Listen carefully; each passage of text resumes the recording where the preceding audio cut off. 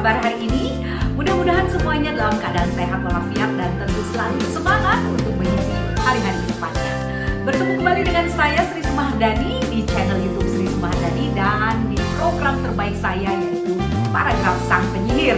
Dan hari ini kita sudah sampai pada segmen yang ke-64.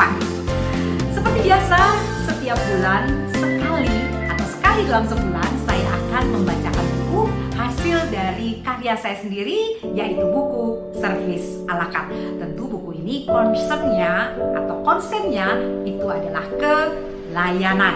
Bagaimana kita menjadi seorang pelaku layanan yang hebat.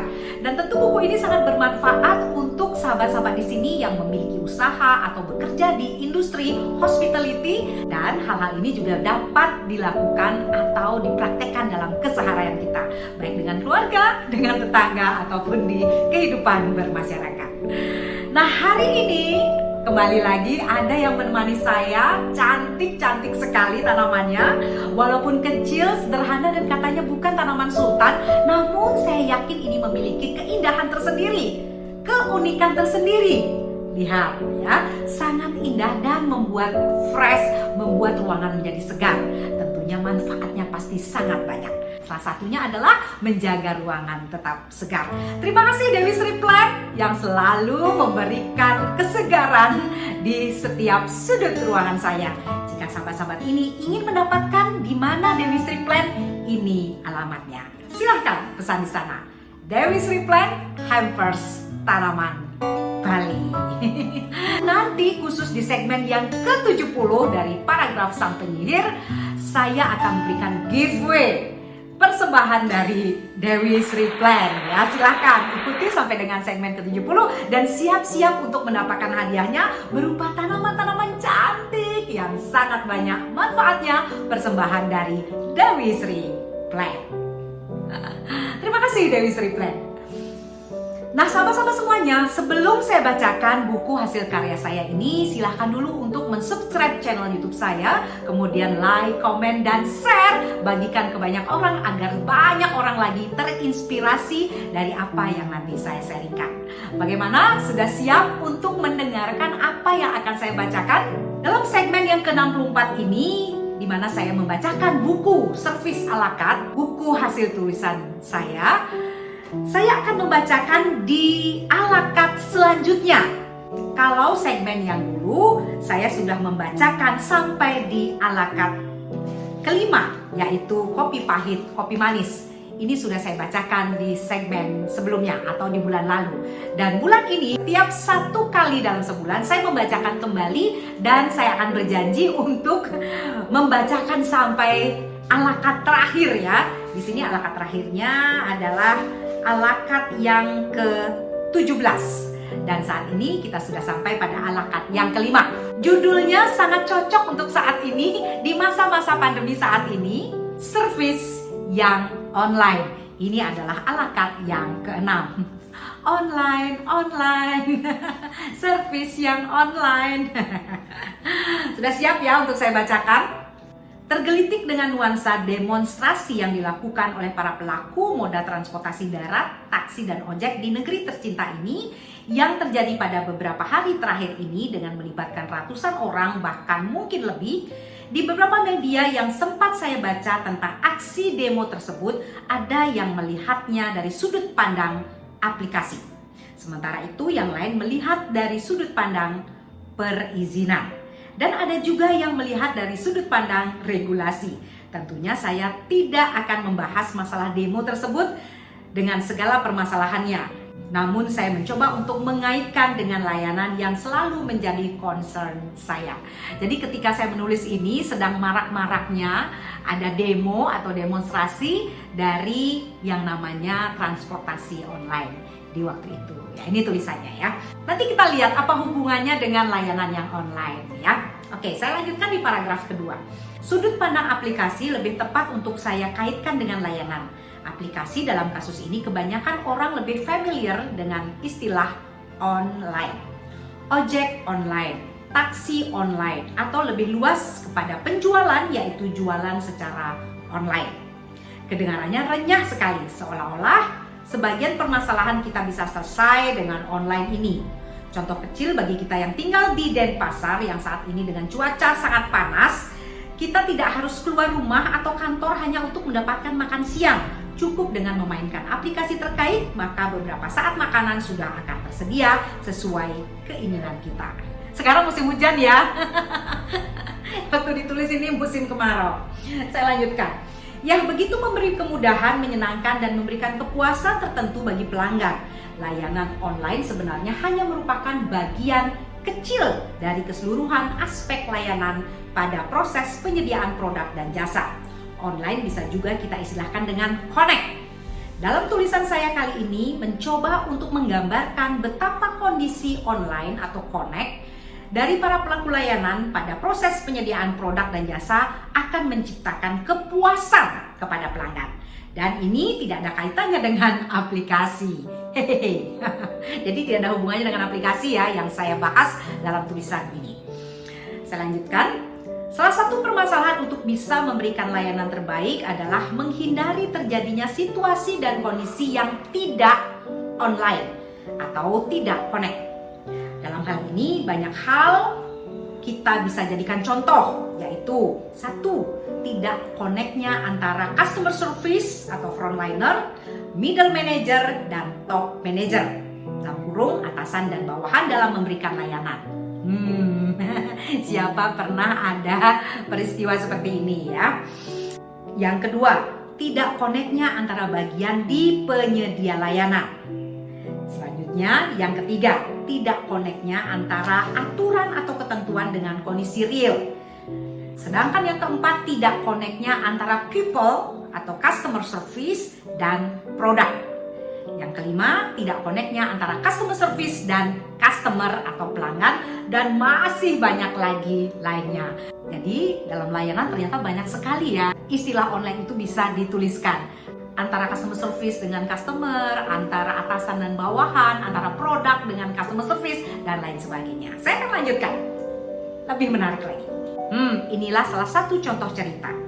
Dalam perjalanan menuju Kintamani, saya bersama keluarga mampir di sebuah rumah makan yang tampak dari luar sangat menarik untuk kami singgahi. Ya, kami berangkat pagi-pagi sekali dari rumah sehingga tidak sempat sarapan.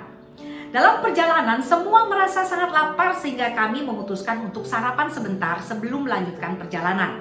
Singkat cerita, di saat kami sudah duduk di rumah makan, tampak beberapa pegawai rumah makan masih membersihkan atau merapikan meja, kursi, dan beberapa peralatan yang ada di dalam rumah makan tersebut. Wah, ternyata rumah makan ini baru saja dibuka. Seorang pramusaji mendatangi kami dan membawa buku menu. Membaca menunya membuat rasa lapar semakin menjadi. Pesanan kami, makanan dan minuman sudah dicatat oleh pramusaji. Kemudian menu kesukaan masing-masing dari kami dong.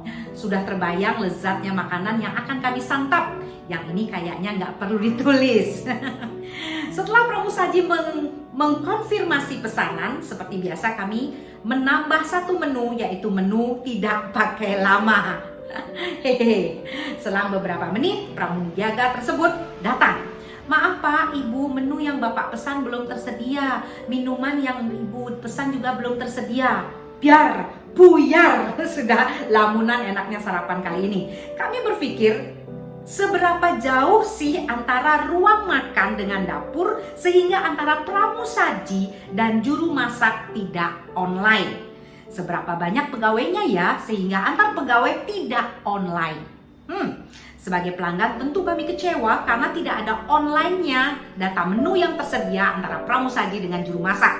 Seandainya saja mereka, para pegawai, connect antar bagian, tentu tidak akan ada pelanggan yang dikecewakan. Betul ya. Cerita di atas adalah contoh dan permasalahan yang nomor 2. Lain lagi dengan cerita berikut. Di sebuah perusahaan jasa meluncurkan produk dengan program terbaru yang sangat gencar promosinya di mana-mana, baik di media cetak, elektronik, sosmed, dan sebagainya, sudah dilakukan tersentral dari kantor pusat perusahaan jasa tersebut. Sebagai orang yang sangat menyukai promo, bergegas saya ingin ikut program terbaru yang ditawarkan. Namun, apa yang terjadi? Setelah saya datang ke perusahaan jasa tersebut, sungguh di luar dugaan. Customer service menjawab bahwa produk promo tersebut tidak tersedia di sini dan hanya dilayani di kota besar lainnya. Setelah saya tanyakan kembali ke supervisor layanan, ternyata promo tersebut dilayani di seluruh outlet, sedangkan yang belum tersedia adalah pencetakan belangko pengisian data untuk program promo tersebut.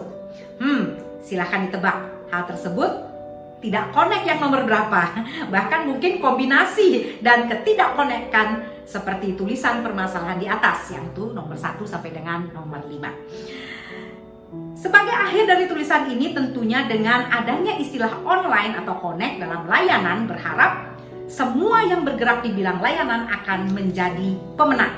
Tentu yang dimaksud pemenang dalam layanan atau service winner adalah 1, ya, mereka yang mempunyai attitude positif dan pandangan yang menyenangkan. Yang kedua, mereka secara bersungguh-sungguh menikmati bekerja dan untuk orang lain. Yang ketiga, mereka yang memiliki kemampuan untuk mendapatkan pelanggan pada titik sentral. Yang keempat, mereka yang melihat pekerjaannya dengan primer sebagai profesi yang berhubungan dengan manusia. Nah, mari kita mulai mengonlinekan layanan agar menjadi pemenang atau service winner. Ingat, mulainya dari sekarang ya. Dan bagaimanakah kelanjutannya dari service winner tersebut? Ikuti tulisan saya pada halaman berikutnya. Wah, jadi sudah tergambar ya bagaimana layanan yang online. Jangan hanya bisa bernyanyi online, tapi layanan kita tidak online. Untuk para pelaku layanan dan yang mempunyai usaha, silahkan untuk melakukan hal ini di perusahaan Anda. Harus ada online antara atasan dengan bawahan, dengan pegawai dengan customer, atau customer dengan produk. Jangan hanya atasannya saja yang tahu tetapi bawahannya tidak tahu. Jangan saja produk itu diluncurkan sebagai promo tetapi frontlinernya tidak tahu. Yang ini sering sekali terjadi ya. Kita baca di promo, sumpama di akun-akun media sosial, promo gratis atau diskon sekian. Tetapi ketika kita datang ke toko tersebut, frontline-nya malah bilang, saya tidak tahu promonya. Nah, ini namanya layanan yang tidak online. Bagaimana sobat-sobat semuanya? Mudah-mudahan apa yang saya tulis dan sudah saya bacakan akan bermanfaat untuk kita semuanya, tentunya khususnya untuk para pelaku layanan. Terima kasih sudah menyimak program Paragraf Sang Penyihir, edisi khusus membacakan buku hasil karya saya sendiri, yaitu Servis ala carte. Dan tentunya saya sudah membacakan sampai pada ala carte yang ke-6, ya, yaitu servis yang online. Sampai di sini dulu, mudah-mudahan bermanfaat untuk kita semuanya. Dan mari kita selalu menjaga kesehatan, tentunya dengan hal-hal yang sangat sederhana. Salah satunya adalah mengisi ruangan dengan tanaman-tanaman yang bermanfaat, seperti persembahan dari Dewi Sri Plant, Hampers Tanaman Bali. Terima kasih Dewi Sri Plant. Baiklah sahabat-sahabat semuanya, sampai di sini dulu. Salam senyum sang penyihir Sri Sumardani. Sampai jumpa lagi. Dah. Tanamannya bagus ya, segar. Menjuntai. Ini kalau namanya ada namanya Pilo Brazil. Ya, ada juga. Saya harus nyontek sedikit ini. Ya, ada juga yang namanya. Ada juga yang namanya Sirih Marble Queen. Sirih Marble Queen. Wah, keren-keren ya namanya. Ingat, di episode ke-70 saya akan memberikan giveaway, tentunya persembahan dari